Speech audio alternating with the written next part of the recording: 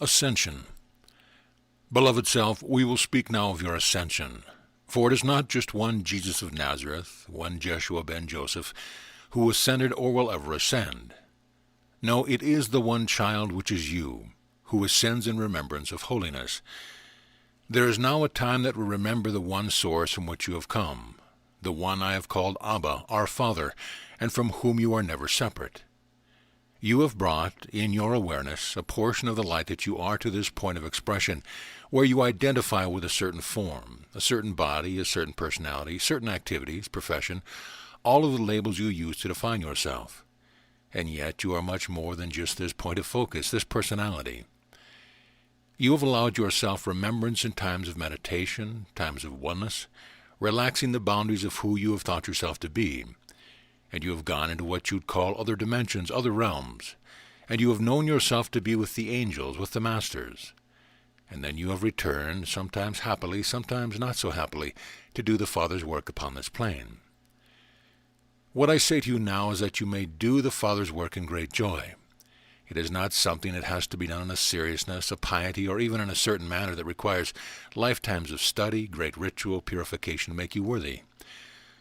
Already you are worthy. Always you have been worthy of the Father's love, and when the purpose of time has been fulfilled, you will remain what you have created to be, His perfect child. You have been willing to bring your light and love to this plane to work amongst the brothers and sisters, following the guidance that sometimes the mind would question. The mind would say, well, how can this be? It does not make sense in the world. I am sure I have been called to do something else. And yet the still, small voice within you has been most insistent. And you have finally said, okay, Father, I will do what I agreed to do. The ascension is what you agreed to do. Oh my goodness, does this mean that I have to go through trials, tribulations, judgments of the world, stand before Pontius Pilate? Do I have to be nailed to the cross? Do I have to lay the body in a tomb and resurrect it? Well, if that's what you are talking about, Jeshua, count me out. Well, that is not what I am talking about. For indeed you have gone through your trials and tribulations as you are in relationship with ones in the workplace, with ones in the grouping called a family, with ones of friends, with the mate, with the hoped-for mate, even with the small ones who come as great challenge from time to time and yet allow you opportunity to open the shutters of your heart. You have been through judgment with the brothers and sisters have given to you, and you have accepted because you thought it was your duty to accept their judgment of who they thought you were and who you thought they thought you were. The world of judgment can be a bit convoluted, and you have been in judgment of the brothers and sisters as well from time to time. You have known judgment, and you have found times when you have stood before Pontius Pilate, and you have felt no need to answer the world's judgment.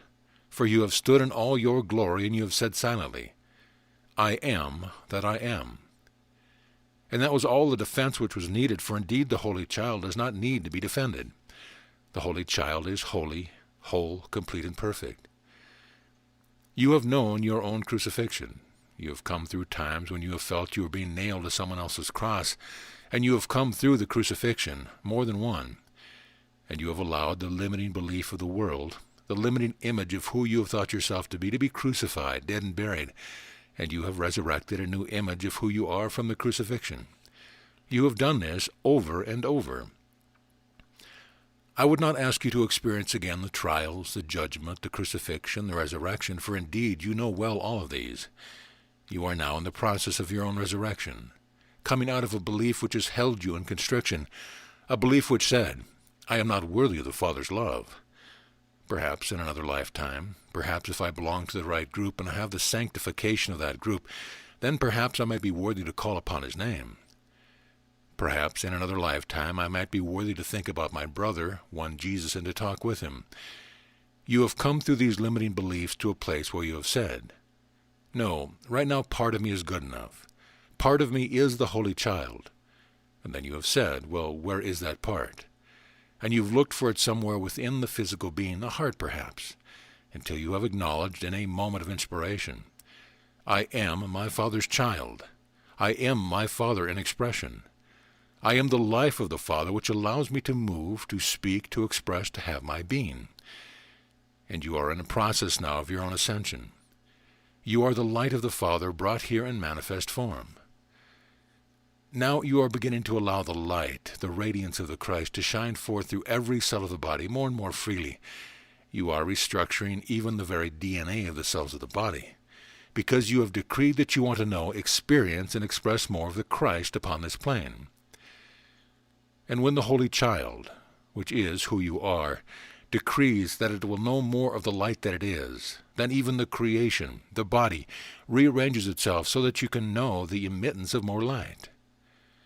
You are coming now to a time where you will see with the physical eyes the light around everyone's body, not just the ones who have been termed the holy ones, the mystics, the saints, as depicted in your paintings. It is a great truth about you as well. Now, with the radiance that you are allowing the body to show forth, with the lightness of the Spirit and the choices that you are making for lightness, does this mean that the body itself will ascend? Perhaps. Perhaps you will come to a place where you will be so light that gravity, as it has been called, will have no effect upon even the dust of our Holy Mother the Earth that you have collected into physicality, and you will ascend the body having changed the vibratory rate of the body itself. But is that necessary in order to come home? No. You can know ascension without ascending the body.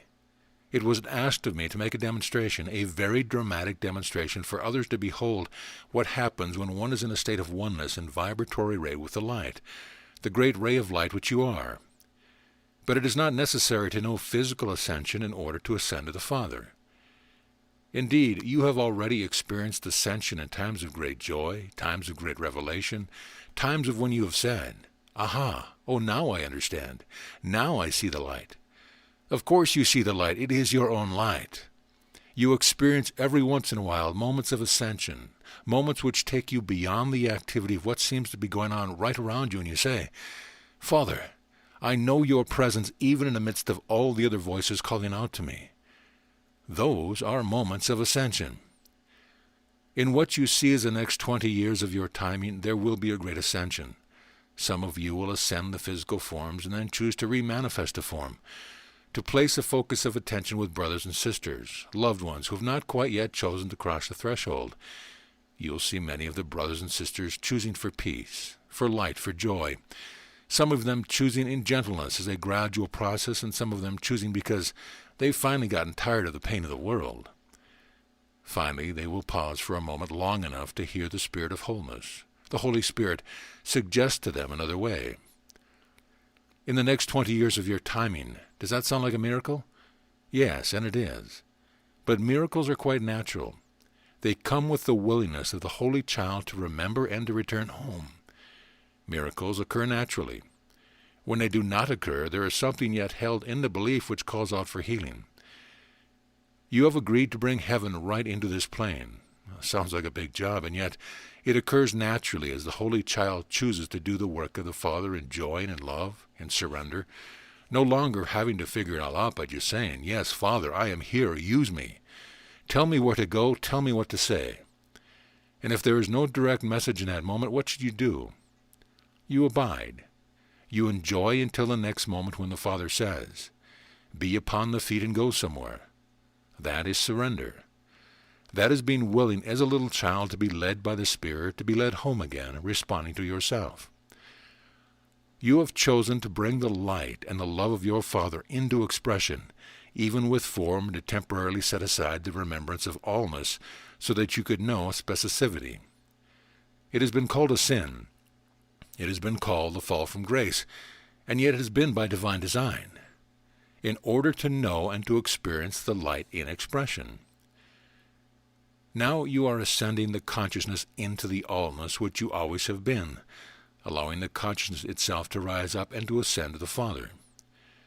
As you surrender into the remembrance of allness, there is a great joy which wells up within you. For the Holy Child realized that there is nothing more that you need do.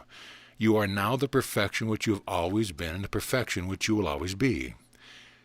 There will be a grand laughter sweeping across the face of our Holy Mother, the earth, for the Holy Child will recognize, acknowledge that I am, period, full stop. I am that I am, and there is nothing more that I need do to prove my worthiness. Then the Holy Child looks around and asks, "What can I do that is of joy? Where can I go and share my love within this moment?" And there is a great radiance which comes forth in that moment, a freedom, an ascension. You are one who has had the courage to say, I will come and acquiesce for a time being to the value of the world, long enough so that I know the language of the world, so that I can relate to it. But I remember that although I am in this world, I am not of the world. As you know yourself to be beyond the dictates of the world, there is a freedom to follow the guidance of your own heart and follow the vibration of love to come forth in service to the brothers and sisters. Not service as it would be seen as sacrifice, service because you just can't help yourself from wanting to be doing what you are doing. And if what you are doing does not bring you joy, choose anew. There is absolutely no one on this plane or any other plane who can keep you where you are if you are not happy where you are. There is no great referee who said, you must stay 35, 40, 50 years in employment with the same company so that you can earn the gold watch. What do you have when you have the gold watch? A symbol of time past. If you are not happy where you are right now with what you are doing, choose freely. Allow the heart to be wide open and to say, I am the gypsy upon this plain. I am the vagabond, and anywhere I choose to lay my head, that is where the Son of God can lay his head. The Son of Man knows no place to lay his head, for he will try out one pillow, and if it is too hard, and he will try out another pillow, and it is too soft. But the Son of God can lay his head anywhere. You are totally free. If you feel yourself on the threshold of change, it is because you are. There are great changes that you are calling forth because you want to know unlimitedness. You want to know oneness with the Father. You want to come home again. Every time you choose for unlimitedness, every time you allow the heart to open, every time you abide in peace instead of judgment, you allow ascension.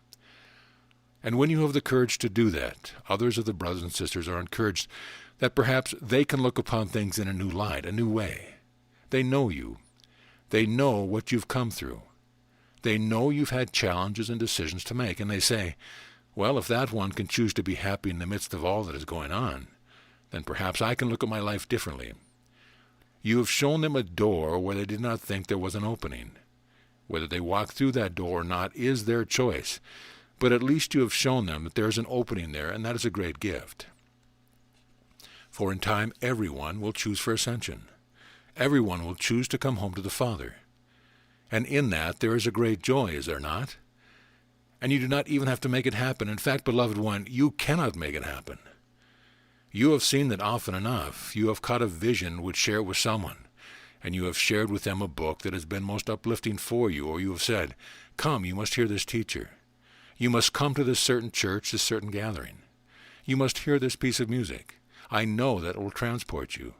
You must hear the tones, and others have listened, and they do not hear the tones. Others have listened to the great music, and they have been thinking that they will do on tomorrow. Or they have gone to the workshop with you, and they have said, well, that was interesting, but tomorrow I have to get my hair cut. And you have wondered, why did they not catch the fire?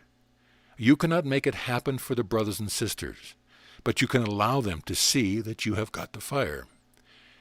You allow them their path, their timing, their choices, for indeed there are no wrong choices. This is very difficult to understand in the eyes of the world that would see duality, good and evil, for when they look upon cruelty and violence and conflict, they ask, Father, how can you allow that to happen? And yet the Father, in his great love, allows all of the choices, for every choice is the perfect catalyst for remembrance for that one. If you were able to fix it for another one, in other words, to get in there and change everything according to your judgment of how it should be, they would not accept the fixing. They would have to go back and recreate the whole mess as you would judge the mess to be, so that they could come through it. I came to understand this in my ministry, for I looked upon Jerusalem and I wept. I wanted the brothers and sisters to see with my eyes the vision of radiance, of love, of ascension which I could see. I would have fixed it if I could have. And I came to the understanding that our Father, in his great love, does not try to fix anything, but just looks lovingly upon his holy child and allows the child to play until the child wants to come home again. I would do with you what is called a short meditation. I would ask you to allow the body to be comfortable. And when you are comfortable, take a deep breath and breathe in the golden white light that you are. Feel it coming into the lungs, expanding the lungs. And as you exhale, see the love that you are being exhaled to all the brothers and sisters. Breathe in the golden white light and take it deep within every cell of the body. See it radiating out from the lungs to the circulatory system throughout all of the body to every cell. See it turning on every cell's light as it goes by, down to the fingertips, down to the toes, and exhale the love that you are. Breathe in the golden white light and feel it expanding every cell of the body. Allow yourself to know the wholeness of every cell. For if there has been constriction in any part of the body, know that the light is healing, expanding, and radiating through that part of the body. You are the Father's holy child, whole, perfect, and healed. Allow yourself now as the light that you are to see yourself within the heart, within your own heart. Place yourself as the light that you are within the heart as an organ, and the heart chakra. Know yourself to be pulsating, radiating light. Feel the light pulsating through the heart chakra. Feel the love that expands and is expressed through the heart. See yourself as light in the heart, expanding to encompass the whole form of the body as it would be a huge heart. For indeed, you are a boundless, infinite heart. See the light expanding out, filling all of the room around you, for indeed the room is full of light. Know your light to blend and to be one with all of the angels, the light beings, the guides, all of the friends in other realms, all of the loved ones you've ever known. See that light expanding as the one great ray of light of the Father. Feel the expansion. Now behold the one great ray of light pulsating, activating all the forms of the brothers and sisters, all of the forms of life process of the plants, the flowers, the trees, the animals. Behold the light that surrounds every created thing, and know that you are the one who has brought all of that creation into form, and you may call it good. Breathe the light into all creation. Feel the peace of the Father descending upon all creation. Feel the Father's peace as you. Feel the love in which He holds you. Breathe the love. Breathe the peace. Peace. Now, beloved one, in that state of expanded oneness you have known ascension. Know that any time you desire, you may behold the light of Christ. Any time you desire, you may ascend into the consciousness of the light. Ascension need not be something mysterious, something beyond you, something afar off, which can only be attained by a select few. It happens in every moment when you choose to come up higher in the understanding and remembrance of the totality of the one child which you are. Breathe the love. Breathe the peace. Peace.